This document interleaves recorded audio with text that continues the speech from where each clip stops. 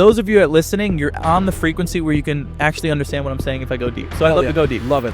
Today's guest is Nick Santonastasso, entrepreneur, motivational speaker, and one of the most inspiring voices in personal development. From speaking in front of 50,000 people to building a global career on resilience and mindset, Nick has turned adversity into opportunity. Please welcome Nick Santonastasso. I was speaking at the World Government Summit. Elon Musk is on stage, and then it's me, and I'm like, how did I get here?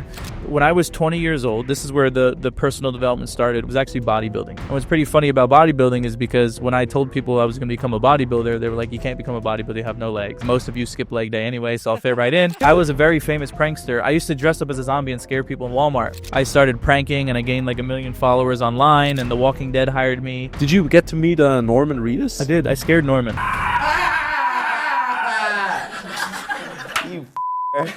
We're so fucking afraid nowadays because of the fear-mongering news, the social media, and all these fears are based on a lack of love. The opposite of love is not hate, it's fear. You cannot love yourself, your partner, your children, and be afraid at the same time.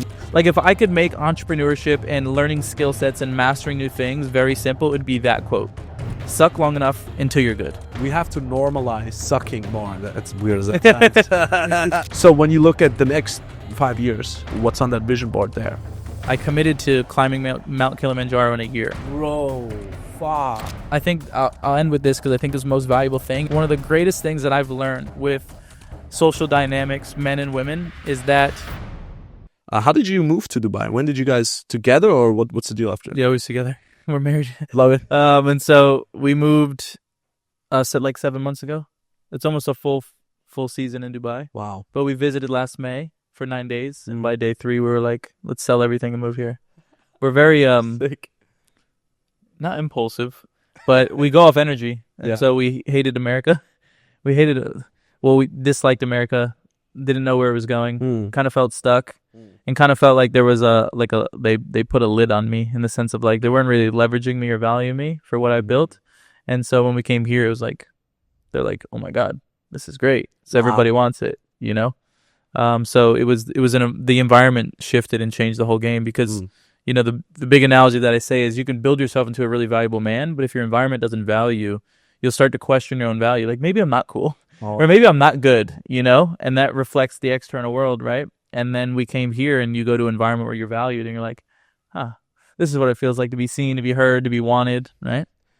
Damn, man, that hits so hard because a lot of folks, when they start their journey with personal development, working hard, working on themselves, they're usually in a friend group that is like their old self, right? So if your old self is lazy, you're not stepping up, you know, wherever you're smoking, you're drinking, you're just like withering away. And then you try to step out of that, your friends will turn against you and they will be like, oh, you're thinking you're something better. And that mind fucks us of like, oh yeah, maybe it isn't a good idea to work on myself. Because a lot of people want to fit in. I had this once. I had a closer, my very, very, very first closer that I had to hire for the RZ Max dating program back in the days. And he was fucking fantastic. We did like a mock closing thing. Yeah. And this guy was just like a natural closer, you could tell. And I'm like, I want that guy to be my closer. So we said like, yo, you're hired, right? And then the next day he WhatsApps me and he's like, hey man, I talked to some of my friends. I really don't think it's a good idea for me to do it. So I got in another call and tried to convince him, which by the way is a dumb mistake. Like, never try to convince someone to work with you. And turns out that like all his fucking loser friends told him like, don't work for Max, don't make all this money, like stay with us in the fucking village here. And yeah. And then the replacement that I hired instead ended up making like 30-40K a month after half a year. So, and then this guy, you know, like still lives in this bumfuck village making whatever. And it's crazy what your own environment can do. But let's backtrack a little bit for people who don't know you. Yeah. Because I look at your Instagram and I'm like, you legit have a better life than everyone else.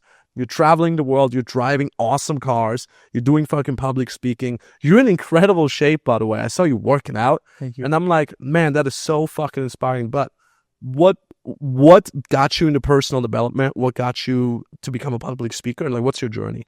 Yeah, for sure. So thanks. I'll receive that compliment. So I'll take that in. But basically, you know, when people ask me like, how did you get this far? I just tell them that I was just so broken. I was insecure. I felt inadequate. I didn't know what I was going to do, how I was going to provide as a man. You know, we can go through all those traumas throughout the episode, but basically I was so motivated to prove everybody wrong, even if there was no one to prove wrong. I just had this thing, like, people were like shitting on me, or they didn't like me, or I was less than. And so I had this, like, what do they call it, an inferiority complex? Yeah. Where, like, I figured, like, oh, if I build big followers and I get in great shape and I get a bunch of tattoos and I drive cool cars, then I'll be loved. You know, then I'll be loved. Then I'll be enough. You know, and you realize that you get to the point where nothing materialistic will fill a spiritual hole. And it's so funny because you and I both know that when we were broke and we didn't have money, and our rich friends would be like, money doesn't solve everything, I'd be like, great, give me your money. Yeah, like, you know, I'll take it. It does, man. Yeah, or they'd be like, well, the Lambo only makes you feel good for a little bit. I'm like, I'll take the Lambo, you know, give me the Rollie, whatever, right? So I didn't understand that. And then you get to a point in your life where you have the things and you're like, I don't feel anything, right? But to back up is I became, when I was 20 years old, this is where the personal development started. When I was 19 years old, it was actually bodybuilding. And what's pretty funny about bodybuilding is because when I told people I was going to become a bodybuilder, they were like, you can't become a bodybuilder, you have no legs. You know, and I always make this joke, most of you skip leg day anyway, so I'll fit right in.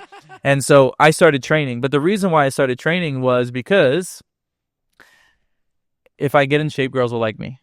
That was the rule. That's why I was so, you know, and it's probably aligns with you as well, but I was like, I can't change no legs, one arm. And at that time, maybe for the majority of my life, I hated the fact that I was born with no legs, one arm. The meaning that I gave my body was that it was a curse, it was disgusting, girls didn't like me, and that was the belief in the story that I played.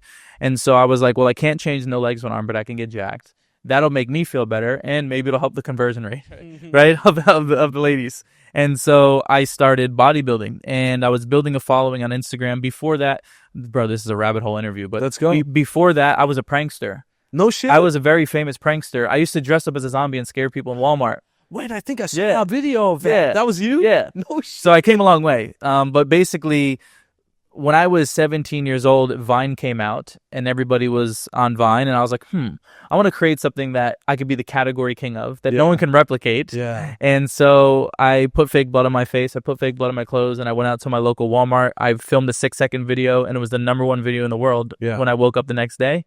And I was like famous. I was like famous overnight. Jesus. And I started pranking, and I gained like 1 million followers online, and The Walking Dead hired me. And that was me. That was me in high school.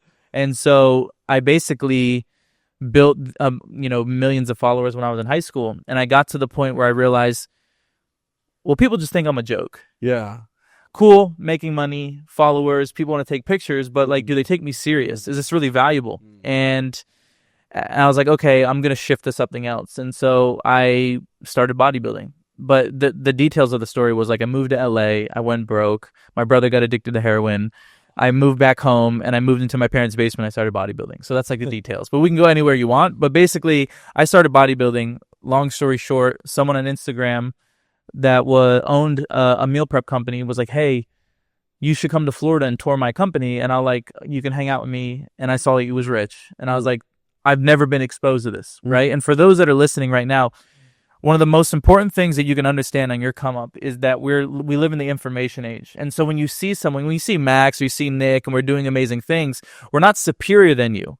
We know something that you don't. The most dangerous information is the information that you don't know. And I can assure you, someone could give you one piece of information, you can go make $1 million. Yeah. But you don't know it because it's not in your awareness yet, right? And so this guy was like, hey, man, come to Florida. So I live in New Jersey, cold seasons, and I go to Florida. I'm like, this place is amazing. The chicks, the weather, healthy lifestyle. He's got a Lambo, meal prep, all this stuff. And literally, this was where he was like, here's a journal.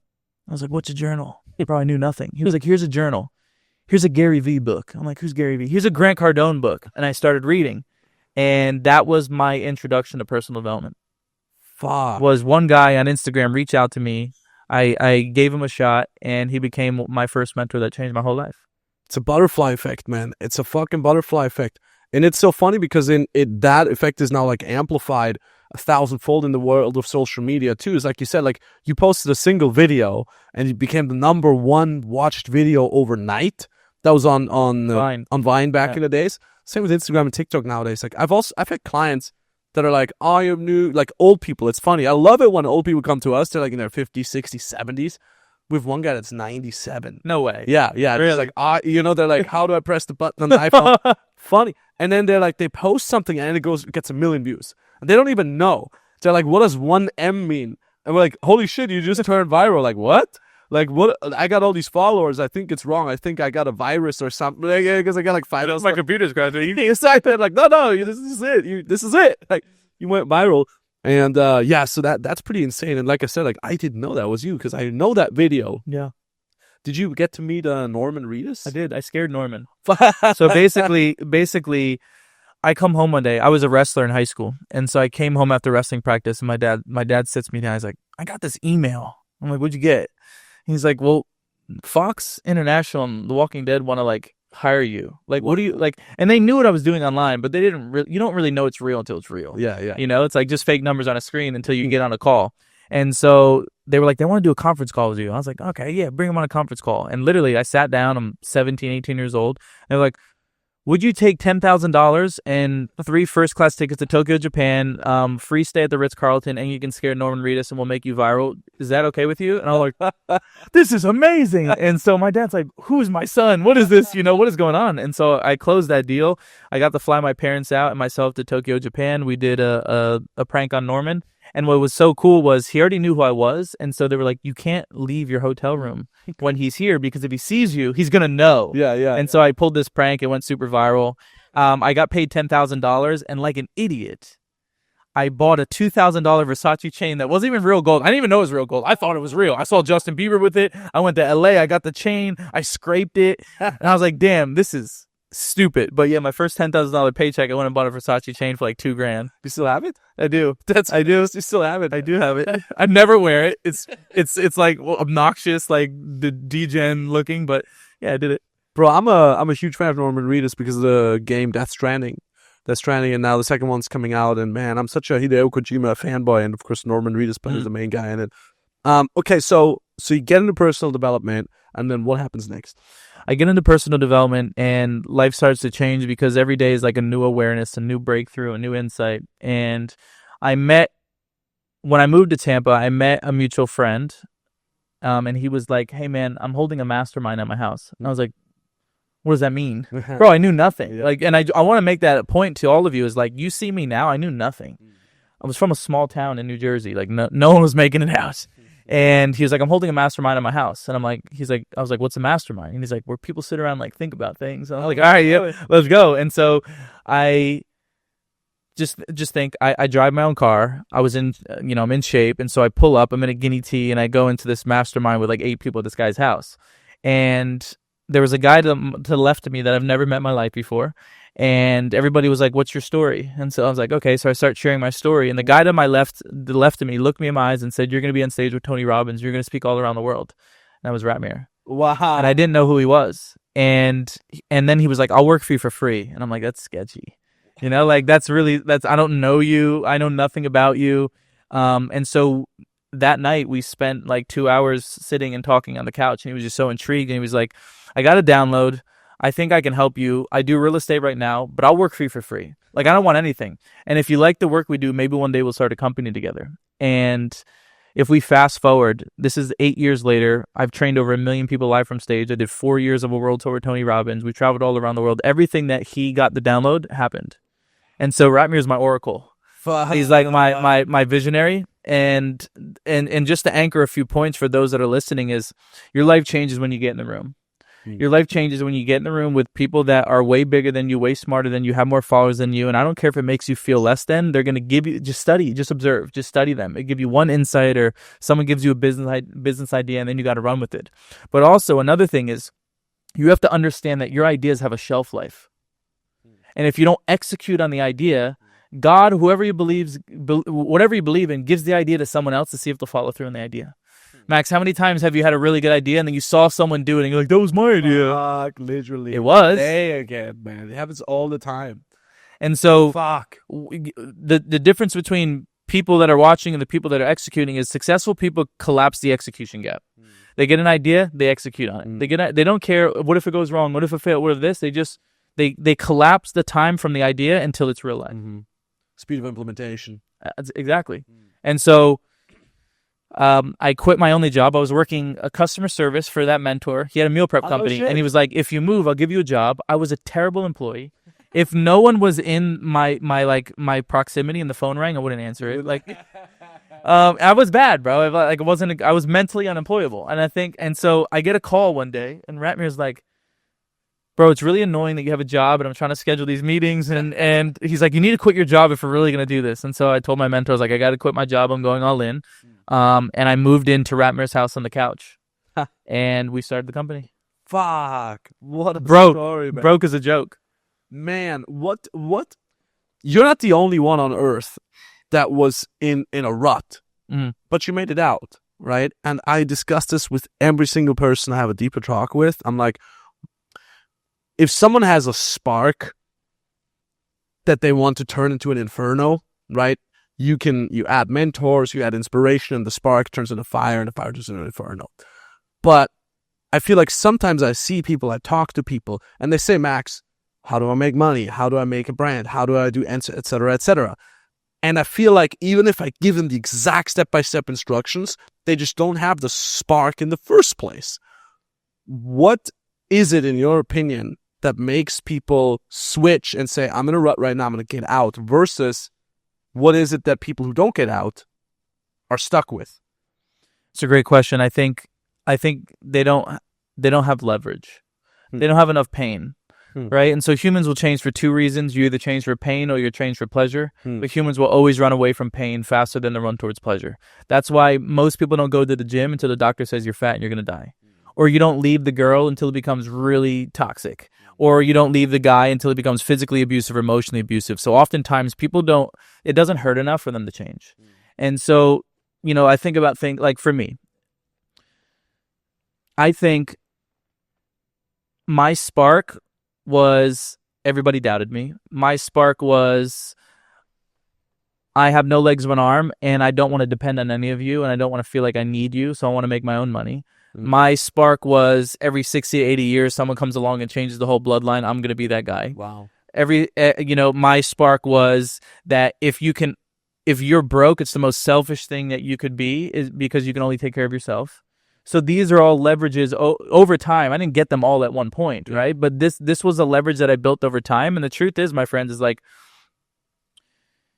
if you don't change your family's bloodline, no one's going to do it. Or your bloodline's going to have to wait another 60 to 80 years for the transitional character to show up and do the damn thing. And so if you don't, especially as a man, like, ladies, I love you as well, but I think as men, we have this obligation. If you're a man and you're not taking ownership over your bloodline, like, what are you doing? Yeah. Right. And for example, it's like you see people with Lambos, but their mom's still working. Like, that's you have your priorities wrong. And so I just don't think people have enough leverage and they don't have enough pain. Or as well, Max, I don't think people take the time to romanticize with their future. And if you don't romanticize with your future, you stay stuck in the past. Right. And so what Ratmir and I did, and this is probably Ratmir likes to be in the back of the scenes, but I've said your name like 5 times. I hope you yeah. But basically, when we started, we sat down and picked up the paintbrush of our life and started painting the canvas of exactly what we wanted to look like in a way where we created so much empowered anticipation, where it was like, we're going there, and we'll do whatever it takes for the car. We'll do whatever it takes for mom to be retired. We'll do whatever it takes for the mansion. We'll do whatever it takes to serve people. And so I just don't think people sit down and paint their life exactly how they want it because they don't believe it's possible. Or they're surrounded by people who've never experienced that life before, or their friends all the things that we talked about. And so I just what I've done is I've romanticized with my future so much, where I just create so much empowered anticipation that we're moving that way. And it may not manifest the way that we want it, but that's where we're going. And when I moved to Dubai 7 months ago, I re-romanticized with my future. I already achieved the things I want to achieve, so what's next? Okay, how many wheelchairs do I want to give to kids who don't have legs? What body fat percentage do I want to be at? How much money do I want to give my mom? What trips do we want to take? Like, have you guys sat down and really thought about what you're doing and why you're doing it? And also what you mentioned as well is like, Max, how do I make money? How do I get clients? I think they're asking the wrong question. I think the question becomes, how can I become so valuable where I could be undeniable and people will throw money at me because I have light years of experience and I can condense time for people? But I think they're asking the wrong question. That's a very, very good point. People are so focused on the thing that they want to get versus becoming the person that actually gets these things much more easily or almost has them come to you. Now, when it comes to public speaking, because I notice you're a really, really good public speaker. I've done it for many years, so I can see when someone is full of shit and when someone fucking owns the stage. How was that process for you? Like, were you natural at it? Because you always kind of had to be outgoing, right? You always had to do things that were outside of your comfort zone? Or was it something that you first had to learn, probably, maybe from Tony Robbins or something? Yeah, that's a great question. So I was very scared growing up because I didn't know how I was going to provide. And my parents' philosophy was, my mom and dad were very different. My mom was like, as long as you're happy, I'm happy. Classic and I was like, mom. love you, Mom. Yeah. And my dad was like, I don't care if you're happy, you need to make money. And I love that. I love both sides of that. Good, and I feel like my dad was always like somehow secretly right, because I was like, well, what kind of job can I do? And he's like, well, you can become a sports announcer or you can speak. And I was like, I don't want to speak, he told me this very early on and I never understood it. And so I wasn't a natural communicator or speaker, didn't know how to articulate. And how I became a public speaker was Ratmir literally was like, go share your story. He would like lock in an engagement for free. And he'd be like, go speak to this car salesman or go speak to these kids, refine it. And even now, like I was speaking at the World Government Summit, Elon Musk is on stage and then it's me. And I'm like, how did I get here? And me and Ratmir have this joke. Even now, I'll be like, do you have any advice? He's like, just share your story, bro. Like that was, but that, like, that's how I got started was Ratmir was just like, just share your story. None of us knew how to public speak. But now the details of the mastery, let's go into the nerdy brain of like how to master a skill is there's 3 parts of the brain. You have the thinking, you have the doing, and you have the being, right? Everybody listening right now has probably driven hundreds of times. And so there's been moments in your life where you've driven from point A to point B and had no idea where time went. Yeah. It's because it's the unconscious competence, right? Mm-hmm. And so you have to speak long enough until you go from thinking it to doing it to being it. And that's just repetition, right? Repetition until you can wake me up at 3 a.m. and I can speak and articulate anything, right? Yeah. So that comes with time. But also the mindset of that is, am I willing to suck long enough until I'm great? That's a good one. That's everything. Like if I could make entrepreneurship and learning skill sets and mastering new things very simple, it would be that quote. Suck long enough until you're good. But the thing is, most people aren't willing to suck long enough until they're great at something. But it's also an advantage because if you know that most people aren't willing to suck long enough. Yeah. You can win. We have to normalize sucking more. That's weird as that sounds.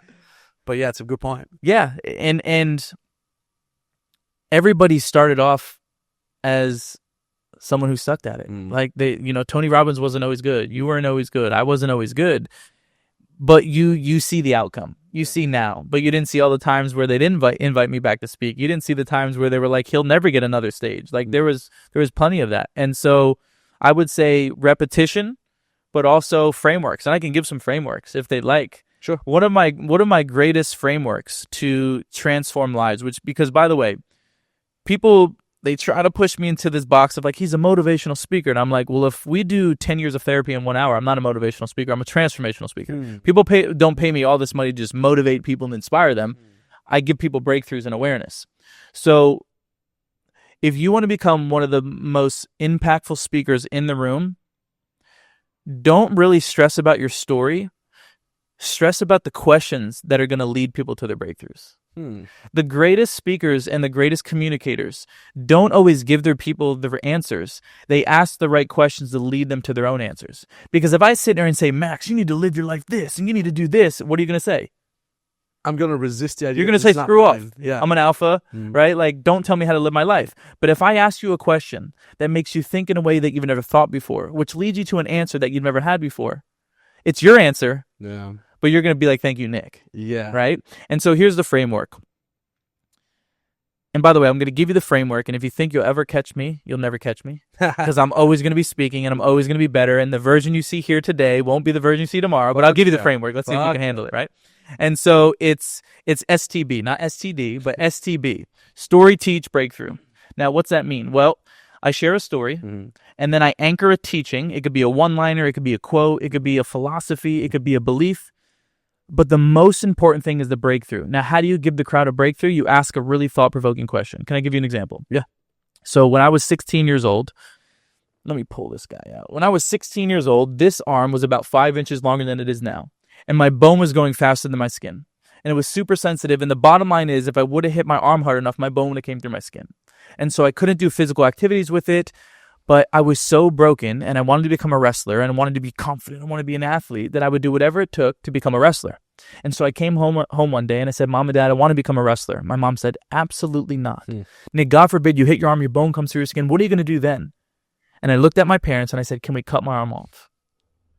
And they said, what do you mean cut your arm off? And I'm like, can we cut my arm off? They're like, well, the right word is amputate. You're so aggressive with your words. Yeah. And I was like, can we amputate my arm?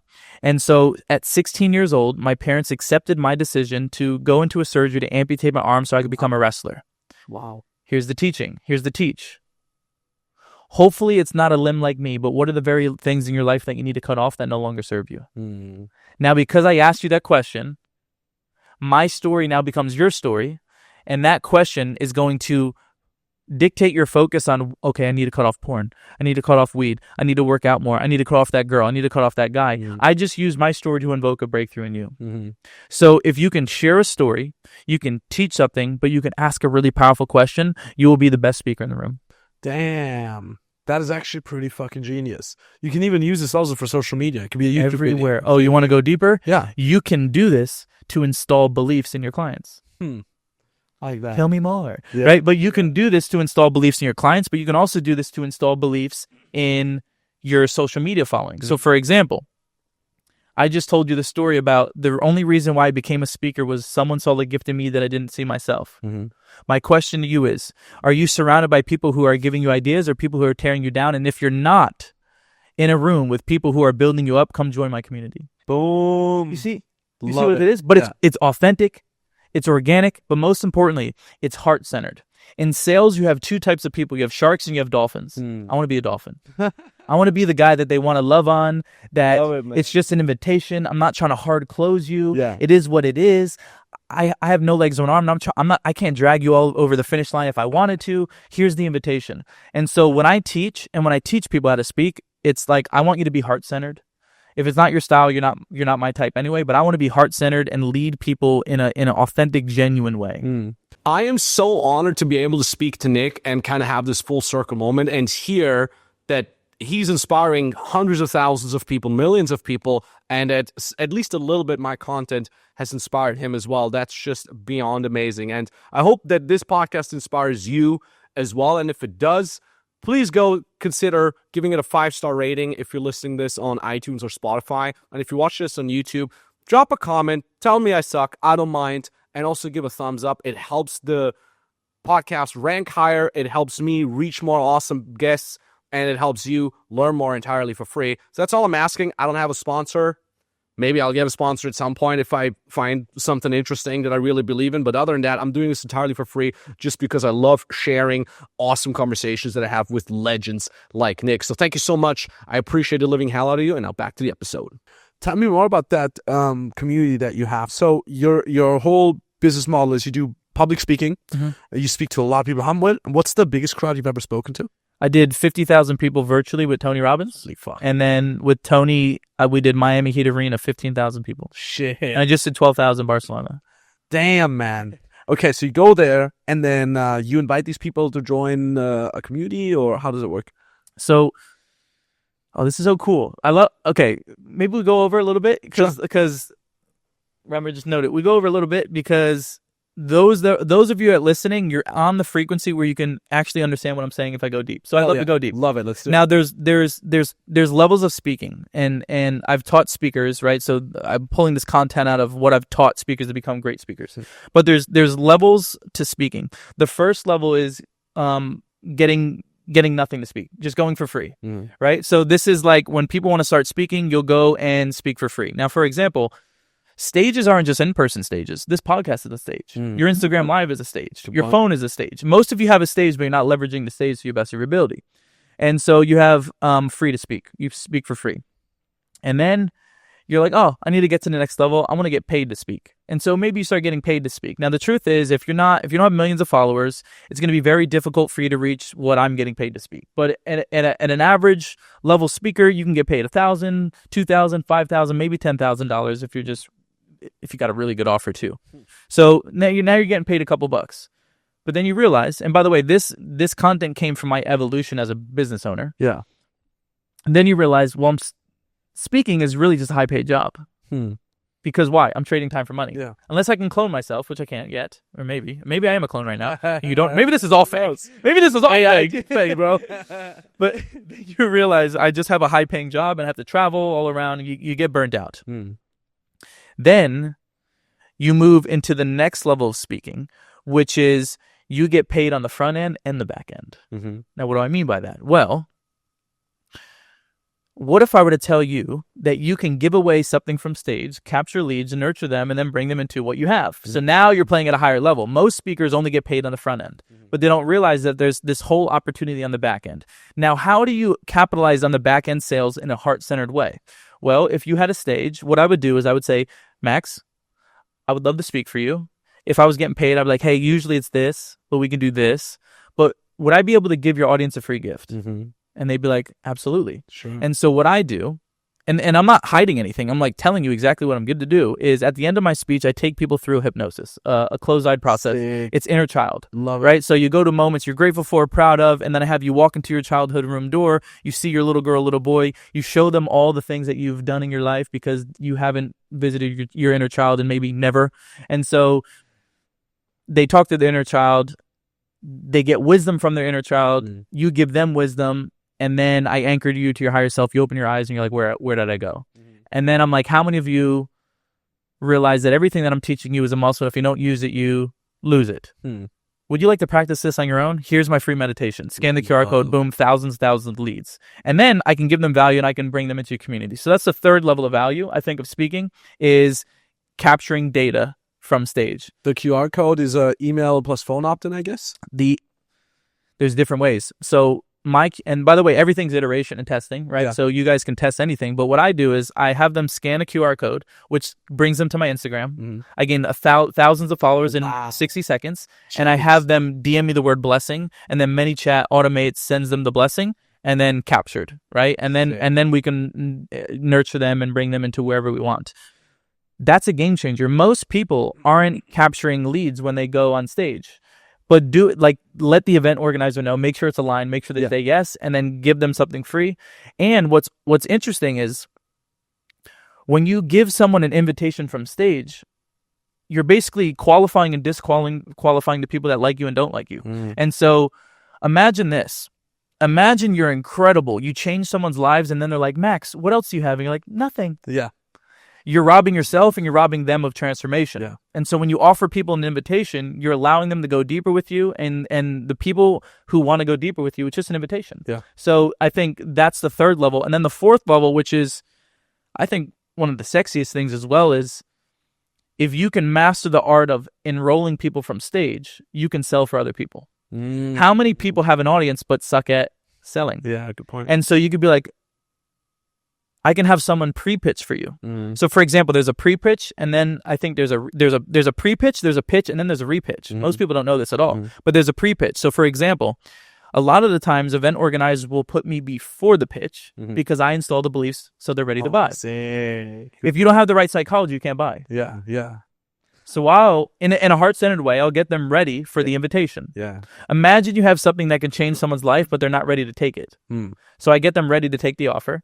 So then you have the pitch, but then afterwards, there's something called the repitch. And the repitch is, say, for example, and by the way, if you are not writing notes, if you are not like, this is gold. You better, yeah. Say we did an event, right? And you pitched, and I spoke at your event. What you could say is, you do your pitch, blah, blah, blah, blah, blah. And by the way, you never end an event on a pitch. Yeah. Give them more value. Yeah. Don't be that guy, right? And so then you could say, how many of you enjoyed Nick? Oh, Nick was amazing. Selfishly, I kind of want to ask him a few more questions. Could we bring him out for an interview? Oh my God, great. Love it. Now we sit down, and then you ask me questions that lead me to overcoming objections. Nick, what do you think gets in the way with most people? Well, fear. You see what I'm doing? So now, disarm. At the end of the interview, for those that are on the fence that are ready now, go and you pull more buyers out of the room. Plus, the fact that it's not you pitching yours, but you kind of helping the other guy out, it lowers everybody's defenses, right? Because they're like, well, it's not the guy pitching, it's just someone else, quote unquote, vouching for him. I've had the same also because sometimes people, like you said, they're scared of pitching. I've had this many times where someone is on stage and they get positive feedback, positive reinforcement, like, cool, people are clapping, they love the value. Oh no, but now comes the pitch I'm going to take from them. So they make their pitch shitty on purpose, just like, oh, by the way, you can buy it here? Downplay it. Yeah, exactly. And then people are like, what was that? I didn't get it. They would even be interested in it, right? They're like, what is this program about? But they just shit their pants in the very fucking last moment. They, premature ejaculation, how we used to call it. Yeah. And they're out of that. And I've had this once with a friend of mine. He's a very famous dating coach in Germany, and he invited his best clients. Like, these are all people that have spent minimum $5,000 on him already in a room. It was like 150 people in that room. They all paid money. They all loved him to death. And he has this really, really epic offer that he just bundled for them specifically. And he pitches, and it's like 4 people buying, like really shitty closing rate. And I'm like, bro, what happened? And he's like, wow, man, they're all looking up to me. They just want to fucking see the value. So I'm like, okay, I'll pitch for you. So I went on and I just like pitched exactly like you said, handle all the objections. I'm like, who here wants to do this? Okay, why didn't you buy? And they're like, oh, because I'm scared. And I'm like, well, if I told you that this is this, would you then buy? Yeah, okay, cool. Go see the guys in the back. And we just got way more people to buy. And the thing is too with pitching, it's like so many people they get mind fucked into like pitching is taking, it's bad. It's exactly like you said. In reality, it's an invitation to change your life. If you were a doctor and you just found the cure to fucking cancer, right? No. Would you be like, oh, I don't want to overburden somebody? You would fucking jam that cure to cancer down everybody's throat. Like, yo, you have cancer. You want to get rid of the cancer? Take my fucking medicine. Get me on TV, get me on YouTube, get me on the biggest chance in the world. I need to tell the world about this. Yes. So a lot of things is also like clearly your offer, when people work with you, is changing people's fucking lives. So if you as an entrepreneur, you have trouble pitching, there's probably an aspect of you that doesn't 100% believe in the offer. So make the offer really fucking good. So you yourself say, wow, if I was my old self, I would fucking love to buy that. Yeah. That really helps with your mindset. 100%. I totally agree. And I think too, that was me. I was that guy where when COVID hit, it crushed my business. Oh, because you couldn't do like we could talk about that. Like when COVID hit, we actually. So we were so burnt out that we're like, okay, we're gonna move to Vegas. We're gonna build relationships with all the hotels, and then I could just speak in Vegas. I don't need to leave. And so we move 3 weeks before COVID hits. And so I get one speaking engagement. I go there. I'm like 10 minutes from the house, get paid, go home. Like, this is amazing. And then COVID hits. And hundreds of thousands of dollars are gone overnight. Contracts, everybody's pulling out. And there was like a few days of like, oh shit, like the fear. And then you got to move. And so we started studying everybody else and what they were doing. I saw Tony and Dean and all these guys going to virtual events. But Ratmir was like, he's like 2 things. He's like, you need to learn how to sell. And I was like, screw you. I don't sell. I'm just a storyteller, that's not my identity. I'm not a seller, right? I had this bad thing about it. And then he was like, we need to create products. And I was like, no. And then we did both of them. So I resisted, and then we did it, right? I did it, and then I resisted, and then I did it. But I think what changed the game for me is because I was the speaker that I would murder the keynote, but when it got to the pitch, you'd see my whole physiology change, and they'd be like, "Who's that on stage?" And then because I wasn't certain, they wouldn't buy, and it was terrible, or my offer was terrible. We were learning offers, like we were just slinging. And so for those that are struggling with this whole sales thing, I want you to, like you said, I want you to shift the meaning of what selling is. I want you to shift the meaning in the same, selling is serving, selling is healing. If it genuinely can change your life, but it's just an invitation. And I'll give you a transition statement that will change the game for everybody. And so when you're going into the pitch, the way to make it not a pitch is you go like this, and this will increase conversion rates, is how many of you got value today? Yes? Would it be okay you ask for permission? Would it be okay if I just spent a few minutes to talk about how we serve people like you on a deeper level? Is that okay? Say yes. Yes. They now gave you permission to sell. So now it's not a sell. You're not blindsiding them with a pitch. They're ready. They're open. And you just disarm them and they're ready to listen to their offer. That changed my life. And so the moment I figured out these transitional statements that made me feel better, that made them feel at ease, conversion went up, more lives were changed. But ultimately, it's not a pitch. It was an invitation. Yeah.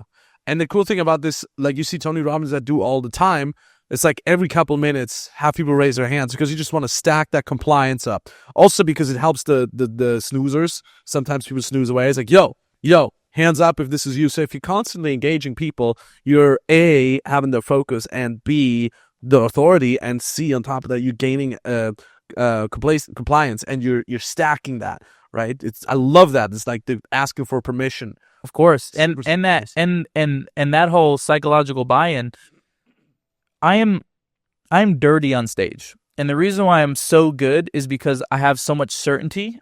And with certainty, people do whatever you want. Now, don't abuse that. But check this out. This whole raising your hand thing, yes thing, a lot of speakers think it's corny, or they don't do it, or they're scared of it, but they don't know why it's important. And so it's one thing for me as a speaker to just go out on stage and be like, say yes. People are like, what is that? Like, no.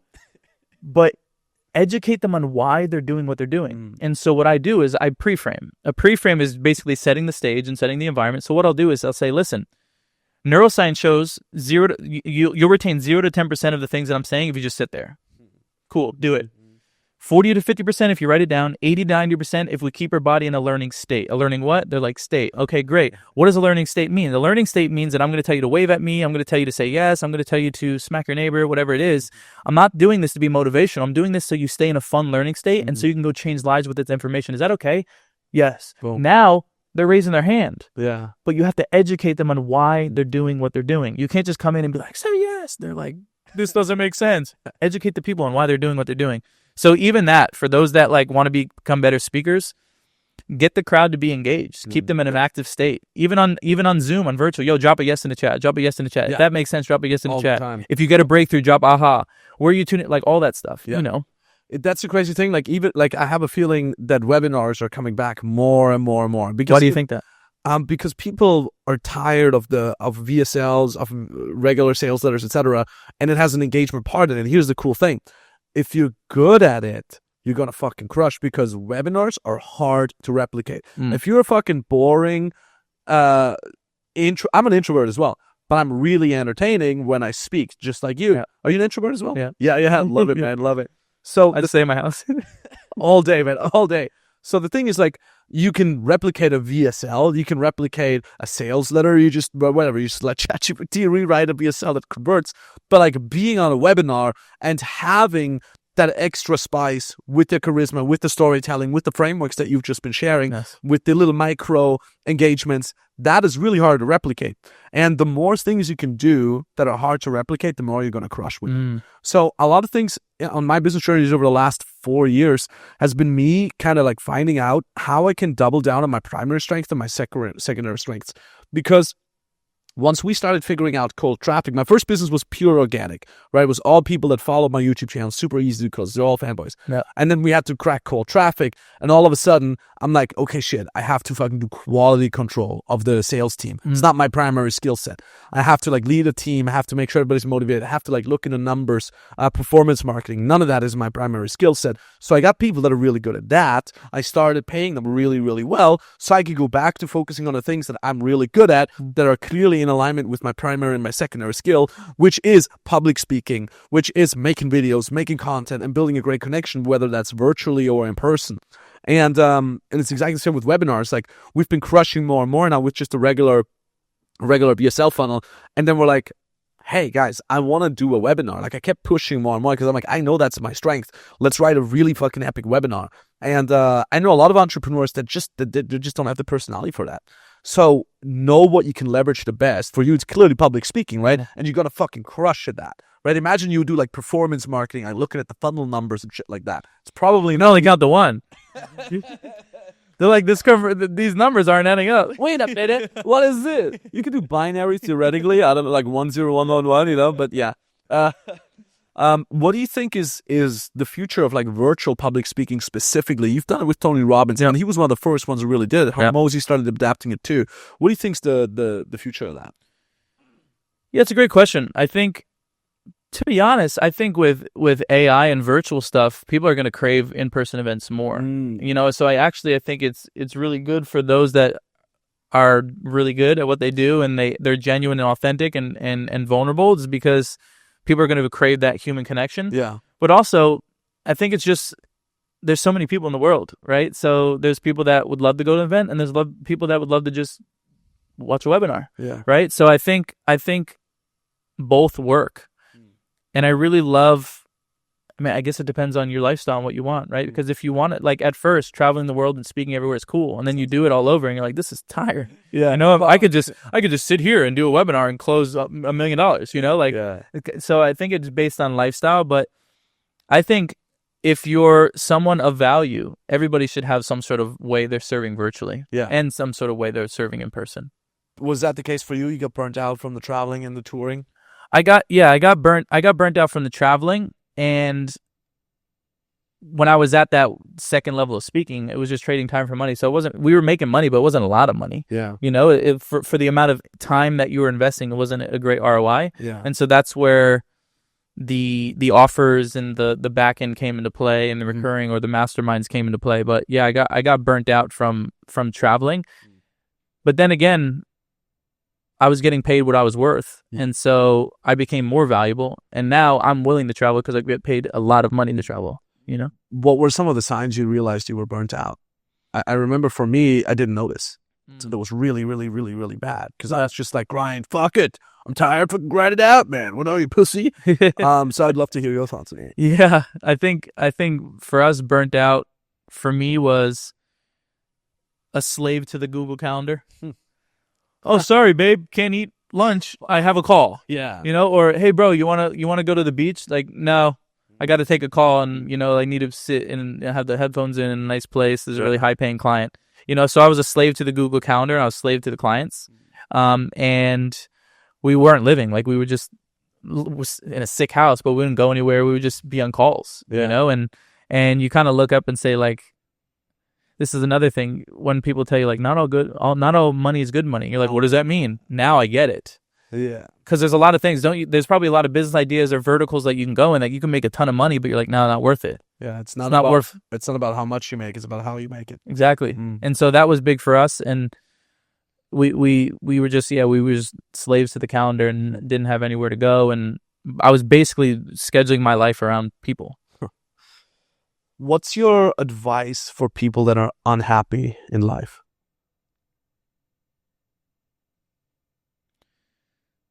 That's a good question. I think my advice for people who are unhappy in life is stay unhappy so the rest of us can have more happiness. No, I'm just kidding. I think for people that are unhappy is be glad that you're unhappy, because on the other side of unhappy is happy, right? Like, there's a reason for every season, but like, because you're unhappy, identify what makes you unhappy, what you want your life to look like, and start shifting focus on like where you want to go versus where you are, where you've been. But also, unhappiness comes from a lack of progress, a lack of clarity, and a lack of moving forward. Especially as men, like our darkest and loneliest days are days where we're like, we suck, or like, I'm not moving forward, or I feel like I'm moving backwards. And even if we're crushing it, we mess with our heads. Always. And so I think progress equals happiness. So if you can create rules within your life that make you feel happy or make you feel successful, then life will start to change. So for example, it could be very simple. It's like, every time I walk on the treadmill, I feel like a badass. Every time I drink water and I don't drink any alcohol, like I feel more confident. Every time I just create an Instagram story, I feel like I'm moving forward. You know, Tony has this great quote. He says, most people have a highway to hell and a dirt road to happiness. Meaning they make it very, very hard to feel great about themselves, and they make it very easy to feel shitty about themselves, because they've created these rules in their life that they can't really be happy. Yeah. You know, there was an example of a very, very wealthy man, and Tony had asked him, he said, are you successful? And he said, no. And the room was like, what? This guy's richer than all of us. And he was like, well, why are you not successful? And he's like, well, this and that. He's like, well, Tony was like, well, what do you need to do in order to become successful? He's like, I have 4 daughters and they need to be happy all the time. Is that sustainable? No. No, it's not sustainable. So even people at the highest level have created unconsciously unsustainable success rules that they'll never be happy. Yeah. It's like we're creating neurological paths every time we have a thought. So if the predominant thought patterns we have is negative, I'm not good enough, it's like you're creating a neurological superhighway in your brain. Just like you said, like the highway to hell. And it's easier for new thoughts to go down that highway as well. So you literally have to train things like gratitude, positivity. It's like a conscious effort you got to put in. And a lot of, I live in Europe, a lot of guys there, the typical European mindset of like everything sucks. Everybody who makes money is an asshole. Like, my parents don't want me to succeed. My parents want me to become, like a carpenter. Not that carpenters are wrong, but like it's very hard to get out of that because you're battling with neurological pathways that have been created over years of conditioning that are very, very hard to get rid of. So you're going to have to put in the work. You're going to have to put in, 30, 60, 90 days of just continuous specific habit that you're doing willingly. So for example, one habit that I do every single night since I'm like 8 years old, like literally without exception, is that I just count the things that I'm grateful for. And it could be really stupid things. Like sometimes it's like, it was really nice that this girl smiled at me today. It was good, right? So it's like I train myself to not have any filter of like, that's not good enough, Or like the food tasted really well. Or like I really kicked in the gym today. Like it was a great gym session. Like something really stupid like this. And I just count it all and then, my family being all right or me being all right, like small things like that. And it trains my brain to just continuously be grateful because I think we're so fucking afraid nowadays because of the fear-mongering news, the social media. It's like so easy to kind of develop that feeling that somebody or something is out to get you. Like the war is going to come, the economy is going to collapse, the other guy is going to crush it more, your girlfriend's going to cheat on you. And all these fears are based on a lack of love. The opposite of love is not hate, it's fear. You cannot love yourself, your partner, your children, and be afraid at the same time. Like imagine you're lying in bed, you got your kids around you, your partner's in your arm, and they're like, I love you, daddy. Like you would just feel fucking love. Or a perfect example is like, these viral videos where it's like puppies are attacking a human and the human is like on the floor and the puppies are just like super cute. Like this guy's not fucking afraid. You just feel overwhelmed with love. And that love in a more broader sense is anything like gratitude, appreciation. And one thing that I noticed through going through really, really hard times is be grateful for every difficult thing you have to endure. Because it's really easy to be bitter about the difficult thing. This fucking asshole lied to me. So-and-so stole money. This person treated me unfairly. Fuck them. At some point, I'm going to do something bad back, and then they will see they should have never not believed in me. Yeah. And then in reality, like this is not going to go anywhere. Like bitterness is not going to make you do shit. It's just going to devalue the moment that you're in right now. So if you replace that with gratitude of like, thank you for giving me this shit situation so I'm allowed to get stronger. Thank you that someone lied to me so it teaches me the value of honesty. Thank you for everything that happened to me because it made me who I am right now. It's like you said, I love that idea about the bloodline. Thank you for putting me in a difficult enough situation so I can prove my bloodline that I'm going to be the game-changing link in the chain for it. That's really, really fucking sick. Yeah. One thing I wanted to ask you is, what's your advice to people that feel alone and like they're having nobody else on their side? It's a great question. It's a big pattern that we see so one of the things that we do inside my trainings is help people identify where they live emotionally, right? So you have two emotional states. You have beautiful states and you have suffering states. And most people are actually addicted to suffering and they don't even know it. And so when they feel beautiful, they sabotage the beautiful feeling to go back to don't get me started. And so for those that feel lonely, typically the reason why they feel lonely is because they're only focused on the evidence that they're isolated, or they're only focused on the evidence that they don't align versus all the evidence of connectedness, right? And so usually it's just a shift of focus that dismantles that belief for people. But also a lot of the times people are lonely because they're not vulnerable, or people are lonely because they don't communicate. They've created their own loneliness.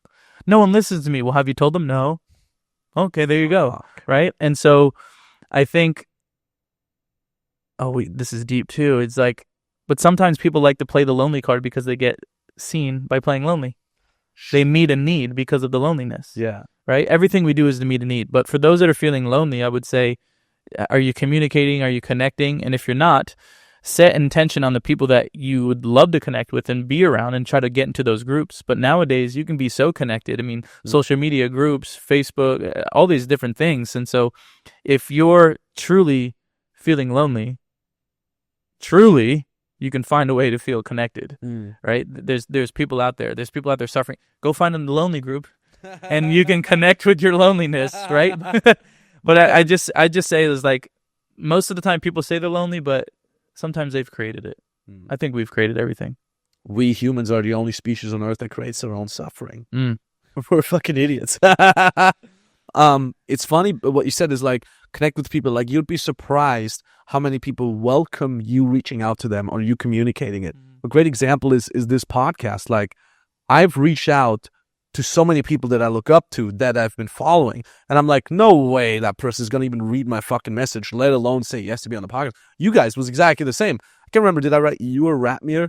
And I'm like, yeah, they're way too big. Like, you know, they're fucking busy touring the world. No fucking way. And you guys replied, and we jumped on a Zoom. We had a good time, and now you're on the pod. And I'm like, that happened like the last, I don't know how many guests we've had on, 100 guests. And I'm like, I always expect someone to say no, but I have yet to find someone. And my podcast is not the biggest one in the world. We got like 4,500 subs or something like that. So if people can come to my podcast, which is a relatively big ask, right? Come here, spend fucking 2 hours or an hour with me, fucking conversing while you're being filmed and light is in your face. It's like, if you do that, like it's a pretty big ask and people still say yes to that and you feel lonely, it's probably still not a big deal if you just ask someone how they're doing and they reply back to you. A big thing that I also recommend people is just be interested before you're interesting. So if you're truly interested in another person, hey, how are you doing? No. How are you really doing? Like, how are you? Like, how's your life? Yes. A lot of people are like, well, actually, thanks for asking. I'm pretty excited about this thing I did last month, right?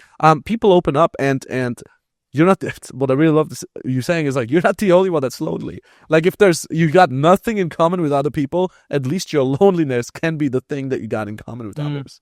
100%. It's very interesting. And with the whole loneliness thing is, I think it goes back to like, how can I provide value to others? And if I like, how can I meet the need of connection? You know, so some people meet the need of connection by being dicks. And some people meet the need of connection by changing lives. Yeah. You know, so you can meet that need in an empowering way.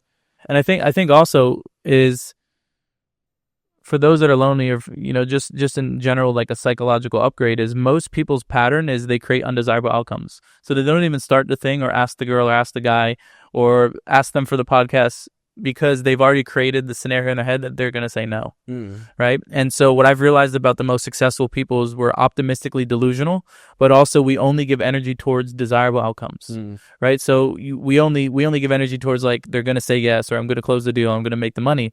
And then you may ask, well, Nick, what if it doesn't go my way? Well, great. Find a lesson, extract the feedback, and keep moving, right? And so there really is no loss. You've created the illusion of loss, but there really is no losing. Bro, you created the illusion of loss. That's such a mindfuck, man. Yeah, we do it all the time. You talked a lot about kind of like manifestation or like picturing your ideal, you know, future the next 3, 4, 5 years. That caught me a little bit off guard because I don't hear many people talk about that. At least I don't hear many people that are crushing it as much as you talk about that. So when you look at the next 5 years of you and your biz partner, what's on that vision board there? For sure. So let's give some nerdy reason of why we visualize and stuff, so people don't think I'm like like this is real stuff and this works. But there's a part of the brain called the reticular activating system, right? It's the filter that you see life through. Yeah. When you come to Dubai and you're like, I want a Porsche GT3 RS, you'll see 40 Porsche GT3 RSs everywhere. Yeah. They didn't make more Porsches, but your focus was on it. And by the way, you don't get the life you have, you get the life you focus on. Don't miss that one either. And so when you're very, very clear on what you want, your brain will then pick up on the networks, the resources, the opportunities, the pieces, the wisdom that will allow you to get there. The truth is, we have opportunities all around us, but if you're focused on the wrong thing, you're going to miss the opportunity. In addition, most people are only focused on the things that they don't want, so they get more of the things that they don't want. And so I'm just very intentional and very clear on what I want to achieve, what I want to do, because anyone can give me an insight that can get me to the next level. Yeah. So for these next 5 years, a few things. The next 5 years, right now, I can't talk about it yet, but once it's solidified, we're doing like this. We have a 3-year plan to build something and then exit. There's that. There is, of course, speaking all around the world, building a massive community. The big thing, though, at my age, after 8 years of being in this industry, is what I'm most excited about is being the arms and legs for kids who don't have arms and legs. And so we're creating a foundation called Influence for Good. And basically through the cool stuff that I do, we'll raise money. And then we'll go to like Brazil. For example, there's a kid in Brazil who's born just like me, no legs, one arm. I'm in contact with his parents. We're going to figure out what their needs are, the wish list. And then I'm going to go there. I'm going to give them everything, right? And I'm going to mentor them, right? Whatever, like, because I didn't have anyone like that. And when I was younger, there was an organization that helped my parents financially. And so if I'm in the position, like, let's do it. So for example, something super crazy, but in a year, I committed to climbing Mount Kilimanjaro in a year. Bro, fuck. And in honor of the kids, I'll raise money while I'm doing it. Content will be insane. I'm gonna carry the UAE flag up to the top. Like it's gonna be. But people are like, even full body. I called my trainer that trained me in bodybuilding like 8 years ago. I'm like, I'm gonna climb Mount Kilimanjaro. You want to climb with me? He's like, I don't know if I can do that. I'm like, I have no legs, like you'll be fine. Like my pace won't be that big. So things like that, bro, is pushing my body, pushing the limits, but doing it for a cause and then changing the world with that is my main focus, as well as last month I retired my dad. Beautiful. My mom's next, and then moving my family out here. But who knows? Like I have a plan, but I'm also open to the mystical. I'm open to the magic. I think most entrepreneurs try to control everything and they miss out on these magical experiences where a business fell into your lap or an idea fell into your lap or the relationship of your dreams all of a sudden just popped up. It's like you can quantum leap. You can have a totally different life 6 months from now, but you have to leave room for the surrender. And so control your inputs, but surrender to how it's going to manifest. So I can give you a plan, but I don't know how it's going to manifest. And I'm cool with that. I'll let whoever do that. It's not all me. I once had an epiphany during an ayahuasca ceremony that said, if the magic in your life is still missing, it's because you're not listening. And that's very much in line with what you said of like, even especially as an entrepreneur, if you're just grind, numbers, it's like, leave space for that magic to come in because because that's why you're in the business in the first place. Because you had that space, magic came in, and that's how you then put the module of entrepreneurship on top of that and built upon it. And then we unlearn that. We unlearn to listen to that magic. So, in this regard, I think it's really, really epic that you inspire so many fucking people out there, including me, including everyone. And it's really, really epic to have you on the pod. Thank you, bro. Is there anything else you want to mention? Last words of yours? Yeah, I would just say, don't let the man with no legs or arm outwork you. Like I'm not better than you. I'm not stronger than you. I'm not taller than you. I can promise you, it's psychology. It is the belief system. It's the operating system. Mechanics are mechanics. We can put 20 sales guys in the same room with the same closing script, but only a few will perform. It's not the script. It's the beliefs. It's the psychology. And so if there's anything that I can give you is work more on your brain than anything else. Put your head down. Become an offering to the world. Like we said we wouldn't talk about religion, but I'll just tie in this is like I'm not Christian, but I have an interesting relationship with Christ. And the reason why I say that is because I look at Christ as an offering in the sense that he built himself into the greatest version of man and literally gave his body to the world. If it's true, if it's not, but if it's a story, whatever it is, but that story inspires me. And so my intention, even with the man with no legs, one arm, is to wake up every single day to become the greatest version of man and give myself to you.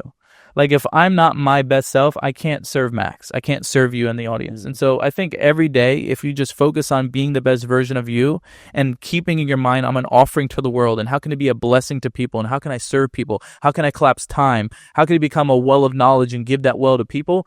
You will never run out of money and you will never run out of impact. And if you're serving and changing lives, you'll never run out of fulfillment. Boom. Fuck, man. How can people find you? How can they come? OnlyFans? No, I'm just kidding. Facebook, YouTube, Instagram, TikTok. The only handsome man with no legs or arm and tattoos all over his body. You can't miss me. But if you type in Nick Santo, it's a long last name, but you can't miss me. You'll find it. Yeah, you'll find it. Boom. Bro, thanks so much for being on the pod, man. You. By the way, I'll just end with this. This is full circle because one of your earliest programs changed my life. And so I want to give you your flowers in person. Wow. One of my biggest insecurities because of no legs, one arm, was women. And when I met Ratmir was in the natural. And so he was like, dude, this guy locked himself in a cabin and he gave this really amazing program, and I think it'll change your life, and I'm doing it, so you should do it, and we're on this whole personal development thing. And I remember, I told you this on a Zoom call, but I remember you were pre-framing. You were disarming us. I know what you're doing, but you're disarming objectives, and you're like, this work. You're like, guys, this could work for anybody. Like, you don't even need to be that good looking. You could be short. You could even be missing your legs. I was like, yes. I was like, this is my moment. This is me. And but just the psychology shifts like helped me a lot with. And I'm not saying like, oh, I picked up girls and I got so many girls. No, it's like navigating the social dynamics, understanding women, understanding that they're always going to be women, we're always going to be men. They have different brains. There's a different way to communicate with them, and if you figure this out, you could just have a better life and more deep, meaningful relationships with females. But they're totally different creatures, and so the more that you learn, the more that you can navigate that, and it changed my whole life. And so I want to thank you because you poured your soul into that program. You did what I would do. If I had to create a program, I'd be like, lock me in a room, so I'm not distracted. Don't give me anything, and I need to get this thing done. And that thing it changed a lot of lives. And so I want to give you kudos because I don't think you'll ever realize the impact that you've made. And this is a total full circle moment because, bro, I remember actually, I just started public speaking when with this, and I was in Tampa, and I remember like being in a shitty diaper victim, and I won't share his name, but I was like, I can't get girls. And he was like, wait, he's like, you're a public speaker and you don't get girls? That's sad. And I thought about it, and it affected me for a long time. I was like, he's right. And so, but I studied. I stuck long enough until I was great at something. And I think I'll end with this because I think this most valuable thing is one of the greatest things that I've learned with social dynamics, men and women, is that energy dissolves the physical body. There's been so many moments where I'm with a woman, I'm with a man, and then they go to get up and they're like, oh, you have no legs. Because the presence, the energy, the aura, and the purpose was so strong that the physical body dissolved. Wow. And I didn't believe it until I had multiple times with women that they would choose me over the 6'5" jacked up dude because of the aura, the presence, and the mission. And it finally proved to myself that it wasn't always a physiological, like a body thing, but as an energetic thing. Fuck yeah. And changed my life. So thank you. Man, you're a fucking legend. That's a great testimonial too. But this is the guy, this is the guy, and we stand on the shoulders of giants. And I would say Max is one of the earlier giants of even me and Ratmir, like it sculpted a lot of our social life. So thank you. That's incredible, man. Thank you, man. Thank you for watching and listening, folks. You got it. Cheers. Thank you so much for listening / watching this podcast episode. I appreciate the hell out of you. Hey, if you haven't done so yet, consider 5-star ratings on iTunes or Spotify. Drop a comment on YouTube.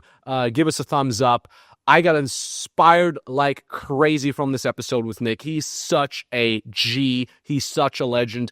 And I hope you got inspired too. And hey, whatever your fucking dreams are, go work on them. And I'll see you in the next episode. Much love. GG.